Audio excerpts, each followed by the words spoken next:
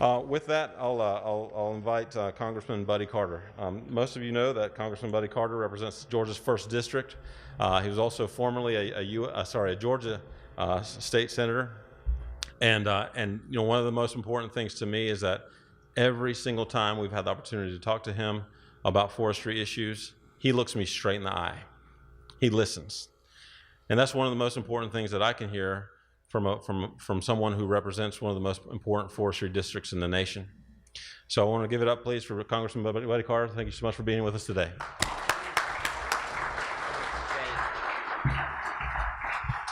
Thank you, Andres, and thank you for having me here. It's an honor to be with you. I can't tell you how glad I am to be out of Washington. I have to go back Monday. We've got a very busy week next week, but hopefully it'll be very productive.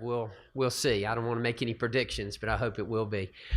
Before I get started, I wanted to mention to you that a couple of weeks ago, I had a very special time in my life. My grandson was actually down here at St. Simon's. He was actually christened in the church there, and it was a very special time, as you can imagine, 16 months. And it was especially special because I had my dad here with me, so we had all 4 generations. We had my dad, and we had me, and my son, and my grandson, and it was a very special time. And I shared with some people, later on that afternoon, I had the opportunity, my dad and I were watching a golf tournament together, and we were sitting there and having a little bit of interaction, and I thought this is great. And he and I have been talking about a lot of things here recently, and he's trying to prepare he's getting a little older now, and he's trying to prepare, and all of a sudden he chimed up and he said, "I've made a decision." And I said, "Oh, really, Daddy? What decision is that?" He said, "I've decided who I want my pallbearers to be."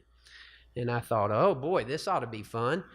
And I said, "Okay, Daddy, who do you want your pallbearers to be?" He said, "Well, I want 2 Georgia Bulldogs, 2 Atlanta Falcons, and 2 Atlanta Braves." And I thought, well, that is odd. And I said, "Daddy, why would you want 2 Georgia Bulldogs, 2 Atlanta Falcons, and 2 Atlanta Braves?" And he looked at me, and with all the sincerity he could possibly come up with, he said, "Because I want them all to let me down one last time." So, anyway, we got that over with. But I do want to tell you how much I appreciate what you have done, what you've done for the state of Georgia, and what you continue to do to make the state of Georgia the #1 forestry state in the country. And I think that's, we have a lot to be proud of in the state of Georgia, and that's one of the things that we have to be proud of. I have to share with you, many of you know this, that forestry has played an important role in my life. My dad worked for over 33 years in a paper mill. He worked for Union Camp Corporation. It's what put milk and bread on our table for many, many years. And, I remember we'd have people all the time come in and who were from out of town, my cousins and all, and they'd say, "What's that smell?" And we'd always say, "It smells like money to us," and it did. But it was really the opportunity for us for my dad to make a living, and it made a good living for us. And he had the foresight of having me work in the paper mill when I was still in college, and I was kind of struggling through, so he put me on a broke beater, and I could not get back to college fast enough. As you know, if you've ever been around a broke beater, that'll make sure you get back to college. And looking back, I think he knew that, and that's why he had me doing that. But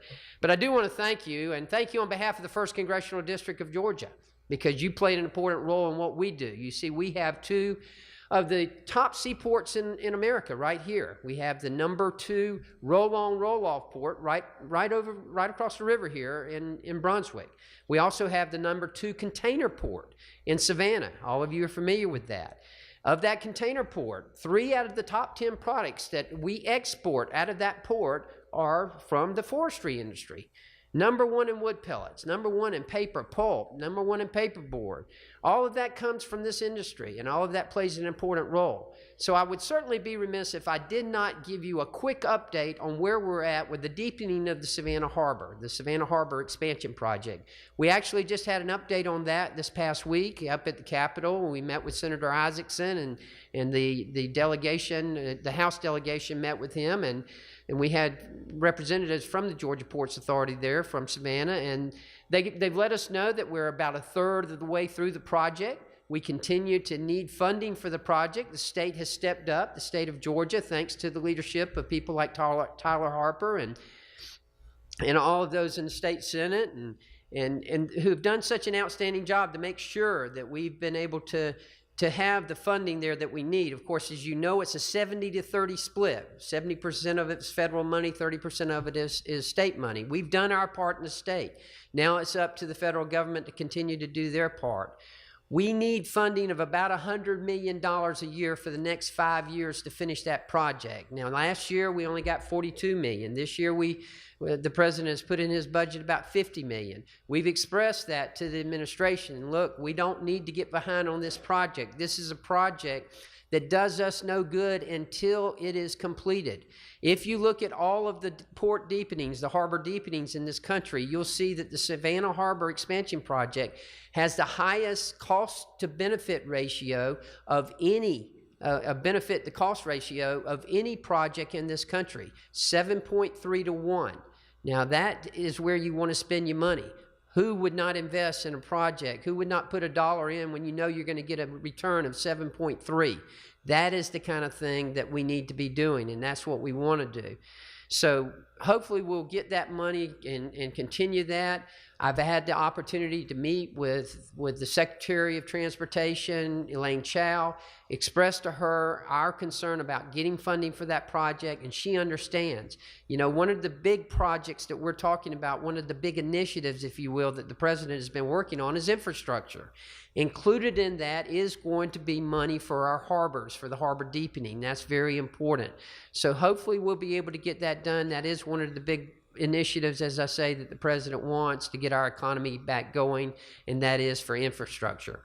Very quickly, I wanted to bring you up on just a couple of things that are going on in Washington, D.C., and then perhaps open it up for some questions. One of the things that I wanted to mention to you, of course, is that we have actually had a very productive session thus far in the House of Representatives, and that's where I serve. I do not serve in the United States Senate. Make sure we understand that. They are two separate bodies. As you can tell, I am somewhat frustrated with the Senate right now, very frustrated as a matter of fact.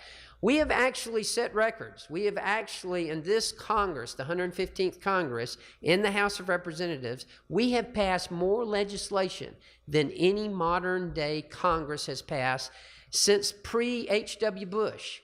We have passed more legislation. We have actually had more bills signed into law up to this point by this president than any other administration pre-H.W. Bush. Now that says something about what we're getting done. And yes, you haven't heard about it in the media, and you're not going to hear about it in the media because they're not interested in telling you about what we're doing good. They're only interested in focusing on the things that we seem to be struggling with, and we'll talk about that in just a second.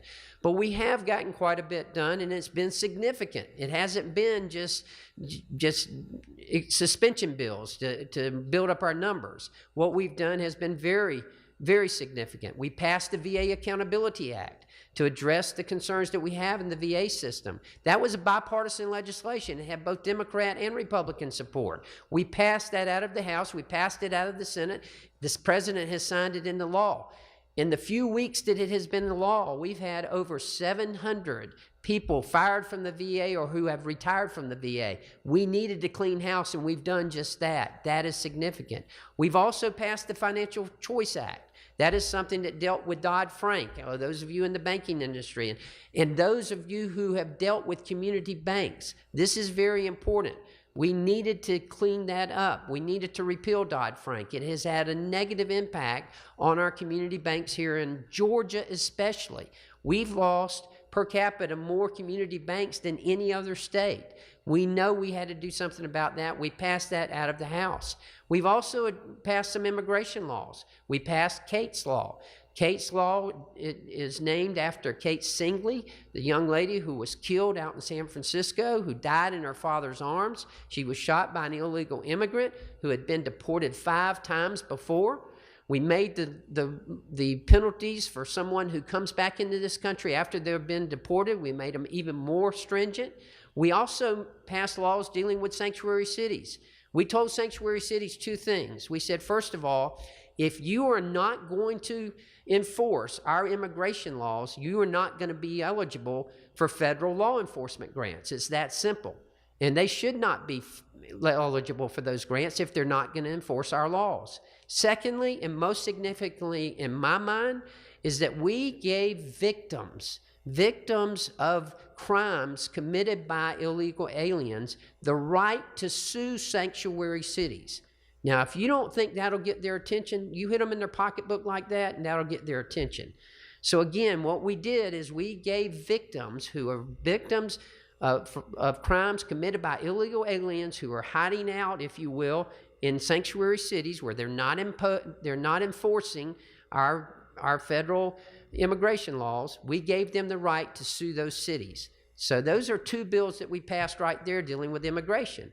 We've also passed 11 Congressional Review Acts. Those are very important as well. Now, Congressional Review Acts are where we in Congress can go back 90 legislative days, not 90 calendar days, but 90 legislative days, and overturn rules and regulations that have been imposed by previous administrations. And that's exactly what we've done. That has resulted in over $10 billion in savings to citizens. And that's very significant. I've told you before, I suspect that you've heard me say that one of the most frustrating things that I deal with as a member of Congress is when I come home and someone says, why did y'all do this? Why did y'all do that? And I think, I don't remember doing this, and I don't remember doing that. And it wasn't necessarily something we did in the legislature, but instead it is what a rule or a regulation that an agency or the department had passed or had promulgated. And that's very, very frustrating. And that's where we need to exercise our authority over those departments and our authority over those agencies and reel them in. One of the things that the president did, one of the first things he did was to tell agencies, for every rule that you pass, for every regulation that you pass, you got to take 2 off the books. Thank goodness we're finally doing something about the bureaucracy in Washington, D.C., and we are doing our best to do that. I would certainly be remiss if I did not mention health care. And yes, we are bogged down in health care. There's no question about it. We did our part in the House. It was not easy. It took us a couple of tries, but we did get it done. We did our part. We passed the American Health Care Act. It is in the Senate. The Senate has decided that they, or at least when we left yesterday, they had still not done anything with it. Now they're going to do one of 2 things, or one of 3 things next week. Either they're going to repeal it in its entirety, they're going to repeal it and they're going to replace it, or they're not going to do anything at all. I have no idea what they're going to do. I honestly can tell you I do not know what they're going to do. They have committed that they're going to stay a couple of weeks in August when we have our district work month, and people have asked me, are you going to stay in the House? Our majority leader has made it clear to us, we're not going to stay unless there's something we need to act on. If the Senate does their work and we need to come back, he's told us, I will give you 72 hours notice and I need you back, whether you're halfway across the world or wherever you may be. Let me make it clear. I'm perfectly willing to be in Washington, D.C., and I will be if we're getting something done. I have no desire to go up there and spin my wheels for show. That does us no good whatsoever. But if we're going to be getting something done, that's exactly where I want to be. So it's in the hands of the Senate right now as to what happens with health care. And folks, we've got to do something. At this point, I'm in favor of a full repeal. Start from scratch. Keep in mind now that a repeal does not mean that we stop everything tomorrow. It does not mean that we turn a light switch off. A repeal means that in 2 years, we wind down the Affordable Care Act. During that period of time, we'll come up with what we're going to replace it with. And I know all of you are thinking in your mind, y'all had 7 years. Why didn't you have it ready? Why isn't it ready now? That's a good question.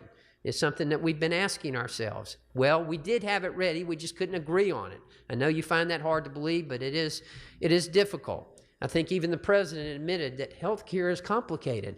It's 1/6 of our economy. 1/6 of our economy here in America. It is very complicated, but I am very confident that we can do it.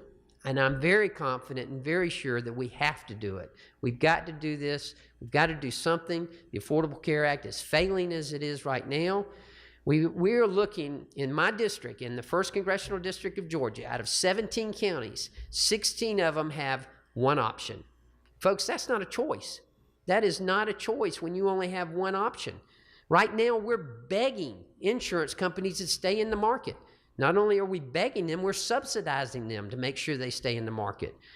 In 2018, 44% of all the counties in America will have one provider or zero providers. That is not competition. Now, we'd all love not to have any competition and set our prices to where we want them to be, but that's not going to happen. We have got to have a robust, vibrant, competitive insurance market. We understand that. It's how do you get to that point? And that's what we've got to make a decision on.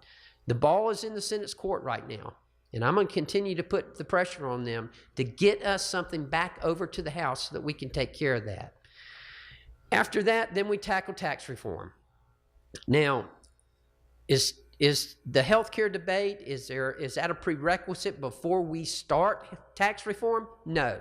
Yes, we wanted to do it first because it makes tax reform even easier. But if we don't get it done, then we move on to tax reform. We've got to have tax reform. We have an antiquated and overburdensome tax system as it is right now. Tax reform will get our economy going again. It will get us out of these doldrums, this 1 and 1.5% growth rate that we're in, get us back into the 3 and 4 and 5% growth rate where we can address our national debt, where we can get our economy going, where you can do your job of creating jobs. And that's what you are, jobs creators. That's what you do. You are such an important part of what we do here in the state of Georgia and what we do in America. And I want to thank you for what you do. So there you have it. We have been getting quite a bit done. It hasn't been the issues that have been covered by the media simply because that doesn't sell papers. That doesn't get the commercials on. But we have been getting quite a bit done. Yes, we're bogged down in healthcare right now. Hopefully next week, and next week will be a very busy week for us in Washington, D.C., I want to tell you. I'll be glad to take any questions if you want to do that, if we have time. But if we don't, I've got to make one comment. And that is, in this next hour, you're going to hear from a good friend of mine, Bruce Westerman from Arkansas. He's from the 4th District in Arkansas. Bruce and I came in together. I am currently the only pharmacist serving in Congress. Bruce is currently the only forester serving in Congress. And let me tell you, he is a good guy. Don't let the fact that he is from Arkansas fool you. He knows what he's talking about, okay? I will tell you that. He is a super guy. You will enjoy him very much, and we're very fortunate to have him as a member of the United States Congress. So thank you, Andres. Thank y'all for what y'all do. God bless you.